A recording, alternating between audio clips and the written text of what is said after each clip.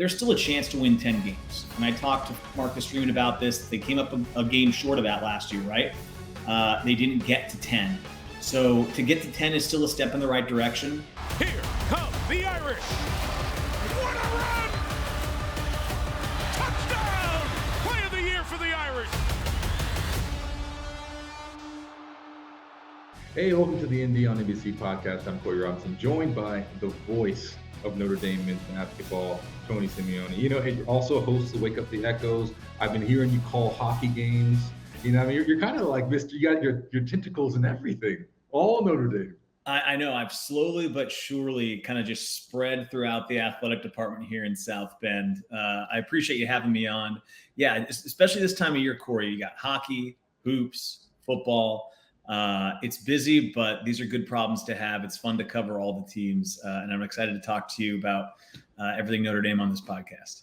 Well, let's dive right in. You know, we know it's a bye week. Let's just, do the post-mortem. Let's get straight to it. What were your thoughts on the loss against Clemson? Yeah, it was a unique week for me because I was actually down there calling the game on radio, filling in for Paul Burmeister, who everybody knows that does the games on the radio and then does a lot of work with NBC. So I saw it in a different capacity than I usually do. And man, they just couldn't move the ball in the second half. And I think Clemson deserves a lot of credit for the special teams work they did, but it was tough to watch. And just, they never could get out of the shadow of their own goal line. They never got across midfield, which was a bummer. It just seemed like every time they took a couple steps forward, it was a few steps back. And I talked with Coach Freeman earlier this week, and I didn't get quite, an in-depth breakdown. I think they're still working through the film and whatnot, but it just was not the offense we've come to see in the last 2 weeks, right? USC and Pitt looked a lot sharper at home. And the last couple drives there in Clemson were just not what we were accustomed to seeing at home the last couple of weeks. Yeah, I mean, can you just kind of paint that picture? What was the environment at Clemson like? Yeah, it was great. I mean, it was an awesome football environment. They hadn't been there in 8 years, of course. The last time there was that huge storm. So this was a great day, great weather, which was fun to see. Great fans. I think everything I've heard being around the football program is fans that have come to Notre Dame have treated Notre Dame really well when they returned down to visit because of the experience they had in South Bend. So that was the case when we were at Clemson. Awesome environment. They were a factor, defensively when they had third and fourth down, they were a factor for sure. Really neat to see it. Really neat to see them run down the hill, slap out, walk. Such a cool tradition. It's a steep hill. I mean, you don't really realize. You're like, wow, it's kind of like. I don't know how they do it, and nobody's gotten hurt. Dabo's flying down that hill too, record speed. But very cool to see. Just unfortunately couldn't get the result they were looking for getting out of there. Yeah, it's so interesting. The defense, especially in the second half, it's like how many chances did the offense have to tie the game? Like 4 or 5 in the fourth quarter. The defense kept getting off the field. It's like, okay, it might work. What have you seen from Sam Hartman just recently as you've been covering the team, covering these games? Because it seems like it's almost been, like you said, it's not the same offense we're used to seeing, if you can say that with only 10 games. It's looked different at home than it has on the road, right? And I don't know. I know he mentioned he missed a couple guys, and not with throws. So he did miss a couple throws, but missed seeing certain guys streak open, right? So I don't know what was going on there in the second half. I think when you start inside your 10 so often, it's just tough. He was taking a lot of snaps in the end zone, right? So safety is in the back of your mind. In an 8-point game, that makes it a 2-score game. So I think that played a factor, but they just have been out of sync. Mitchell Evans being out was huge, and he's become such a security blanket for them, and they couldn't find him. So that came to mind. I just think that when they needed big third downs, also, they were in third and long a lot. That's something Marcus Freeman talked about on our show the other day. They couldn't get it to 3rd and 3. It was 3rd and 8, 3rd and 10. So that, I think, has made it tough on Sam. And they're having to beat guys on the outside with young receivers. Corey, you played the position, especially that first year, and you're going up against good DBs against Clemson. I know they had guys out in the secondary, but those are big-time ballers on the outside at home with the crowd. So I think it was tough to get one-on-ones and then win in one-on-ones in that game. So that's what I saw up close, and better football minds like you. If you watch the film, you might see something else, but that was my impression down there. It was a sad weekend. Yeah, it was a bummer. It was a bummer because there was so much momentum going into that game from USC and Pitt. And it just, the air's out of the balloon a little bit. And then you have to go into a bye week. I mean, you've been on the roster. You don't want to go into the bye week like that. You got to think about it twice as long. So I want to ask you about the rest of the season. Bye week you mentioned, and then Wake Forest at home, on the road at Stanford. Do you think Notre Dame could win out? What's your outlook? Yeah, of course they can. I mean, they're good enough. I think they've been great at home. Obviously, they would probably tell you they should have beat Ohio State. I think we all think they very well could have beat Ohio State. Otherwise, they've looked awesome at home. So Wake Forest, and you can't look past anybody, but I think that's a game that everyone will expect them to win. And then Stanford suddenly is a little bit trickier than probably we thought at the beginning of the year. They've been better than I think we expected. So that will be interesting to see. But I think there's still a lot to play for, even though I've heard a lot of, there's no New Year's Six bowl, there's no playoff. I get that, but there's still a chance to win 10 games. And I talked to Marcus Freeman about this. They came up a game short of that last year, right? They didn't get to 10. So to get to 10 is still a step in the right direction. There's a lot of seniors that are playing for that. I think they're playing to also put good film out there for the next level. So I think the next two opponents, they'll be favored in those games. And I don't use the word should, but they'll be expected to win by the public. And if they play the way that we know they're capable of, they will win. But I think that's been where it's been interesting to see this year. Just a couple of times, Louisville and now Clemson, specifically on the road, they did not play to their potential. And you hear Marcus Freeman say it all the time. We've got to keep searching to maximize our potential, or to reach our full potential is the language he uses. They've not done that on the road as consistently as at home. So Stanford will be a good test because it's the end of the year. You're in California. It's Thanksgiving. There's just that extra wrinkle that Notre Dame always has at the end of the season, whether it's Stanford or USC. And Stanford, we saw what they did against Colorado, kind of flipping the script on them. I don't want to call it a trap game, but no one should take a road game for granted at this point in the season with his team, because it's college football and we know anything can happen. Yeah, I mean, when I think about any type of rivalry games or games that, you play against someone for a long time, for me, there's always an asterisk around. Even if a bad USC team, a bad Stanford team, a bad, Michigan when we used to play them, you never want to give them any chances to get the upper hand on you. Because you're right. I mean, there are some games this season where Stanford actually put up some points and some numbers, and there are other games when they've been completely wiped out by the likes of Oregon and et cetera. So at any given moment, you never really know where you're getting with that team. They lost to Stanford last year. Exactly. Yeah, exactly. And we can't remember. That was another in those instances where like, okay, Marshall, Ohio State, but Stanford. That was one of those things where it was like kind of confusing, just like the Marshall loss. So yeah, it is. It's definitely possible. It's definitely possible. And I think that that's the element. And again, Marcus Freeman's in his second year, and he's a young head coach. And I think he's learning on the fly kind of how to make these adjustments in season. One thing I will say to kind of play the opposite direction, Notre Dame's been really good after their disappointing losses. Think about after Louisville, the next two games, they outscored their opponents like 106-27 in that USC and Pitt game, right? Last year, even Ohio State and Duke, remember? Ohio State and Duke come back. It was close to Duke, but they got the win. And then you think about last year, obviously the 0-2 start found their stride. Now, of course, Stanford, we just talked about. After that Stanford game, they looked great until USC. So he's found a way to, when it seems pretty bleak after a disappointing loss, to get them back up. So I don't think that'll be the issue of showing up for those last 2 weeks. But in the end, it's college football and anything can happen. I want to ask you about this, just kind of, I find it so fascinating, this macro, micro lens of, you look at the Notre Dame coaches. I mean, you're in that spot for 8-10 years. It's a long kind of horizon. And then now with the transfer portal, where you have guys coming in, either see it as as a professional school, like a trade school. I just need to get 1 year at Notre Dame, get some tape on NBC on national television. The scouts see me. I get an invite to a Senior Bowl or something, or some sort of like pro day or combine, and I'm off to the league. How do you think Marcus Freeman is approaching this tenure? You said 9 wins last year, maybe 10 wins this year. What are the expectations, of being around that team? And then also, how do you get the young players who are 18 to 23 and with their own agendas to kind of, I guess, vibe into that? Does that make sense, Tony? Oh yeah, it does. And it's the multi-million-dollar question that he asks, I think, every week, right? That to me is the toughest challenge of being a head coach at any school. And obviously Notre Dame is one of the blue bloods, so it's going to be one of the toughest, right? I think a couple things to respond to that. So the first was actually gives me a chance to plug the podcast, Wake Up the Echoes, because we talked to Notre Dame athletic director Jack Swarbrick this week. And he very clearly articulated that the priority is to win a national championship. If you talk to Marcus Freeman, that is their goal every year. So the progress is going in the right direction. Like you said, if they get to that 10 win mark, I do think they can hang their hat on that, right?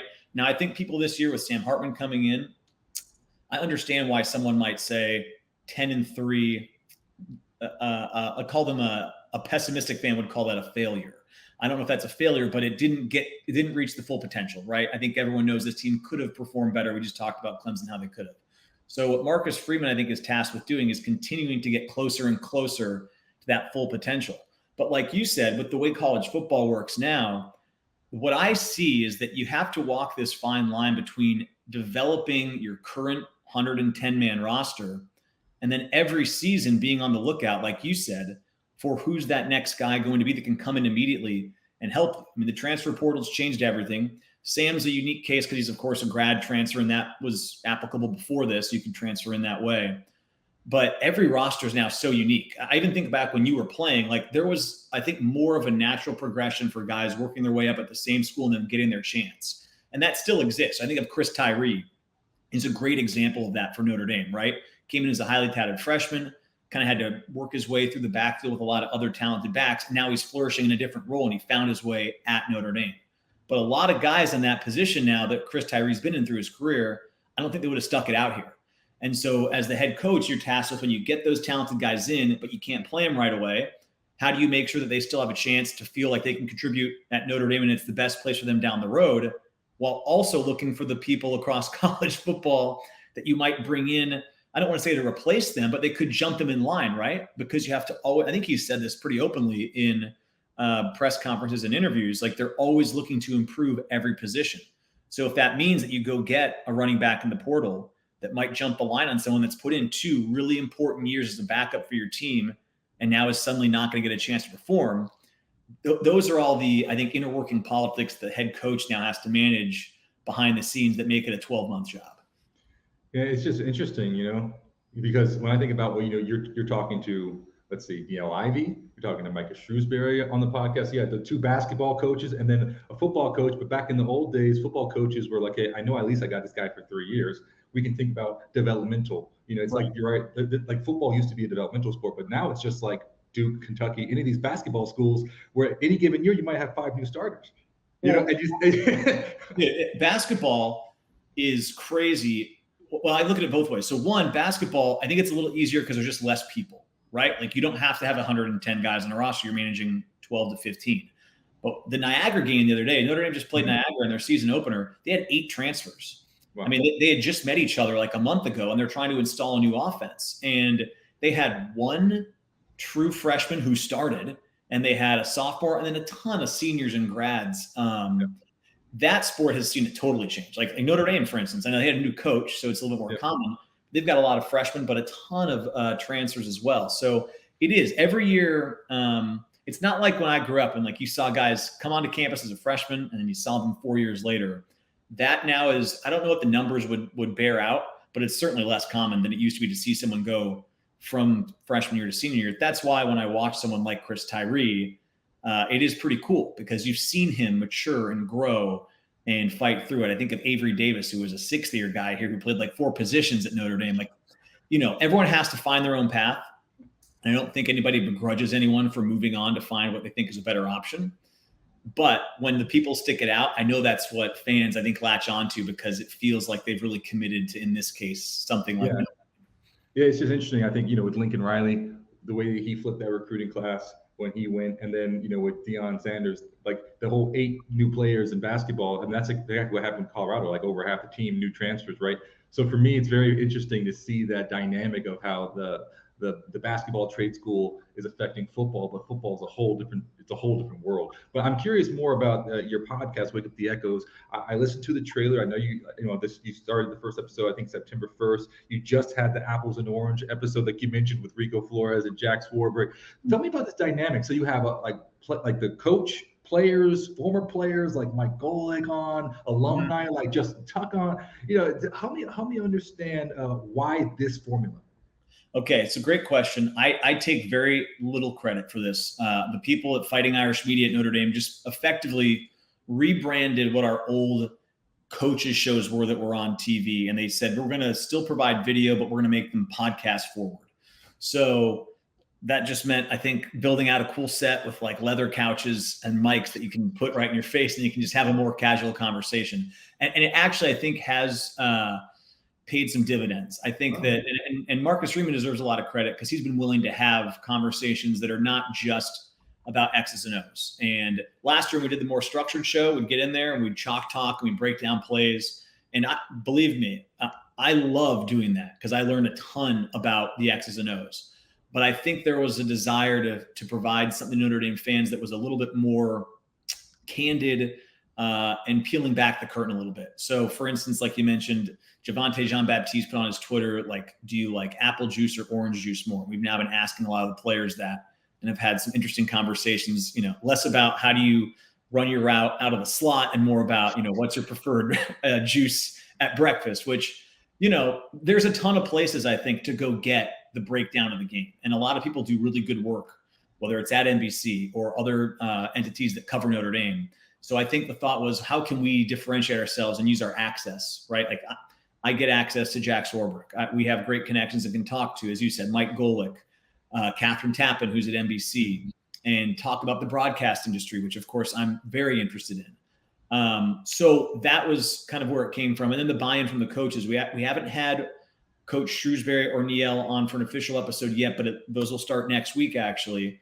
And, I know Niele from women's basketball the last couple of years, and I've gotten to know Coach Shrewsberry here in the last couple of months. And the hope is that fans will get to know a little bit more about them away from hoops. And we'll talk plenty of basketball, but there's just, I think, a craving to know a little bit more about the people that you see on your TV all the time, or you see in the stands when you go to the stadium or the arena. And I think the format with the couches and the mics has just kind of brought out a more comfortable, laid-back side where we can talk about more than just football. What have you learned from Coach Ivey over the years? Oh, man. Coach Ivey is, she's, first of all, an amazing coach who's seen a ton. I thought that, when she went to the NBA to work for the Grizzlies, she brought back, and now you've got two head coaches at Notre Dame between her and Coach Shrewsberry that have spent time as assistants in the NBA. So when you think about what they can do for recruiting, it's amazing. But she's such a great example, I think, for the players. I think her players that come to play for her, and now she's been in this role, I think this is going to be her fourth season, which is hard to believe when she replaced Muffet. But she's done what they've done. And she's on the younger side in the coaching ranks, right? But when she got this job, she could relate, and she can still relate, and will probably forever be able to relate to all these young players who went to Notre Dame and chose Notre Dame to play for that program. She won a national title here at the beginning part of this 2000s, and she knows what it's like to go to class, to manage and balance your academics and your basketball at the same time, and then also have the standard that they expect to play in Final Fours and win national championships. So I think her relatability to her players, I think naturally that's also, I think, something that Coach Freeman has, just because they're younger. That's easier sometimes. But then in her case, she's got the added benefit of having gone through it. And I think there is something intangible. You would know, having gone here. I would not. But if you've gone to Notre Dame, the way you can talk to someone else that is currently at Notre Dame, there's a intangible dynamic you can share that I think really helps her with her teams. Well, what about Coach Shrewsberry? Because he's coming from Penn State, and it's an interesting kind of dynamic. Yes, it's Midwest, but like you said, Notre Dame is a little different. It's pretty unique. How do you think he has taken to the Notre Dame culture and been able to articulate that? So he's an Indiana guy, and he coached at Butler, which helps, obviously in the same state, and he worked for Brad Stevens for a long time. So I think that helps him understand the state. He spent some time at IUSB, or IU South Bend, for those that aren't familiar. Which is like right across the street, by the way. Like IUSB's medical school is literally across the street from Notre Dame. Yeah, but he's been away for a while. IUSB. And I think that basketball, high school basketball in the state is a huge deal. Basketball at a lot of schools in Indiana is a huge deal. So he wants to make Notre Dame, take it back to where I think we all think it should belong, which is towards the top of college basketball.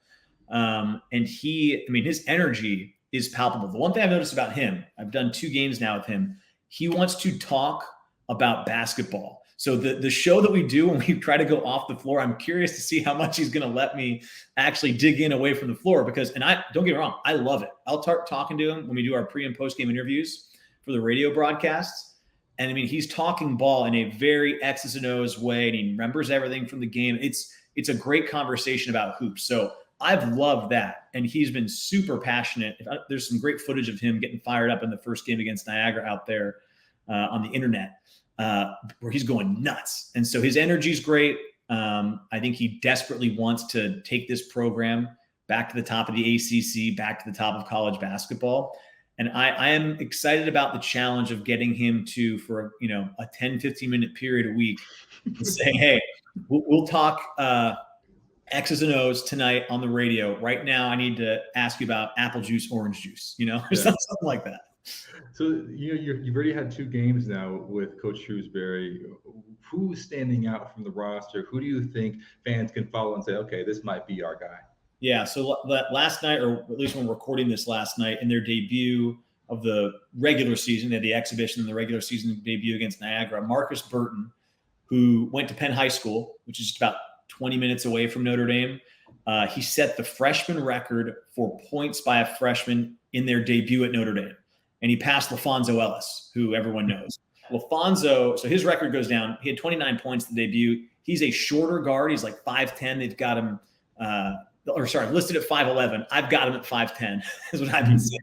But man, he is so fun to watch. The way he can handle the ball and get into the paint. I am curious. I'm trying to, pump the brakes myself because there's no offense to Niagara, but it's not an ACC team. It's not a Power 5 team. When the games get tougher, the guards, I've been in the ACC watching it now for the last couple of years. They are so big. They're so physical. They will guard you 94 feet. No matter how good he is, that will be an adjustment. So I'm curious and excited to see how he handles it. But he absolutely is a great reason to come out or at least flip on the TV and watch because he's a local product. And I thought something that was cool last night, Corey, was that the gym was really energized. And I think that there's a new coach. Obviously, they want to see what's going on. But I think Burton has a huge, huge role in that. He played high school ball 20 minutes away. So there's people that saw him play last year in the small high school gym, and they say now he's on the big stage. I want to come watch and see if he can do it. And last night he did. So he's a reason to watch. There's a bunch of other guys we'll get to know throughout the year. But if you want to flip on the TV, look for Marcus Burton. You'll know who he is after a couple of trips down the floor for sure.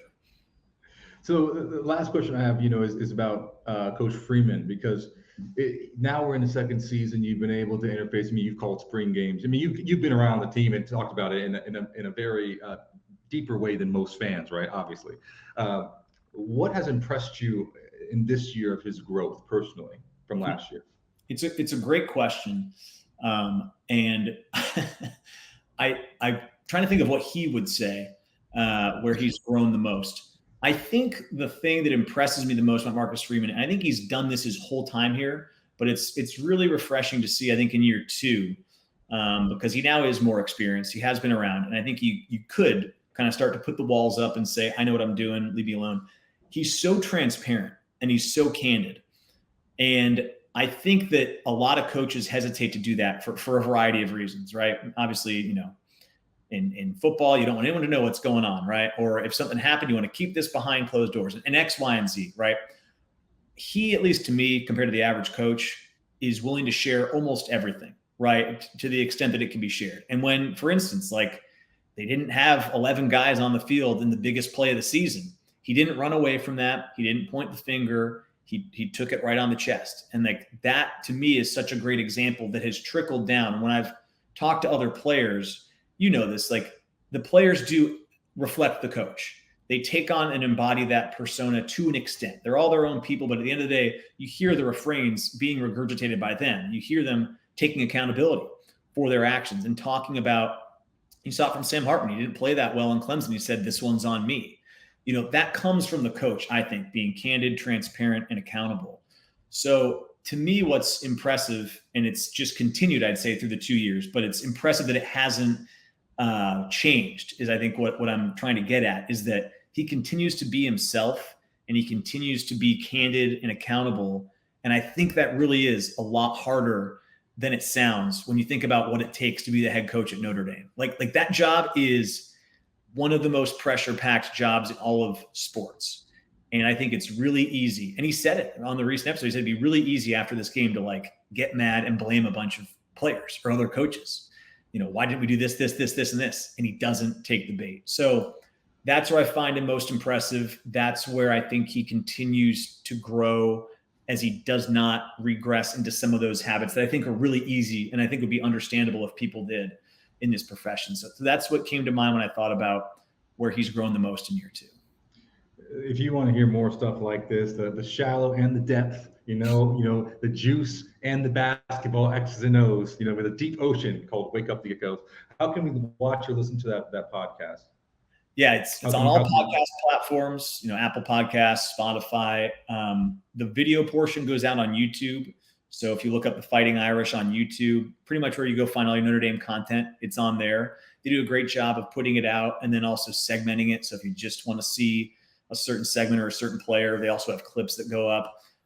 That's the best way. I'll also make a pitch to submit questions. There's I believe it's fightingirish.com/wakeup. If you go there, every week we have a special guest, as you mentioned, Mike Golick, Justin Tuck, Catherine Tappan, X, Y, and Z. And when those people are on, we have a segment called From the Irish where you can submit a question for that guest and get it answered. It's been pretty cool. People have had some great questions. We learned a lot about Justin Tuck's recruitment, for example, which is a crazy story. But if you're ever interested and you see our guest, they post it online usually a couple days before. That's a great way to kind of be more interactive with the show, which is what we're hoping for as it goes along to get more fan interaction and engagement on the show. Fantastic. Well, thank you so much for joining us. And we'll be back next week for a preview of this final home game. Oh my goodness, Wake Forest at home in November. Are you kidding me? You could be Tony. That's what we dream about. Hey, in November, senior night, the marshmallows. Be sure to download and subscribe to the Notre Dame on NBC Podcast and NBC Sports YouTube channel and wherever you get your audio podcasts. Go Irish.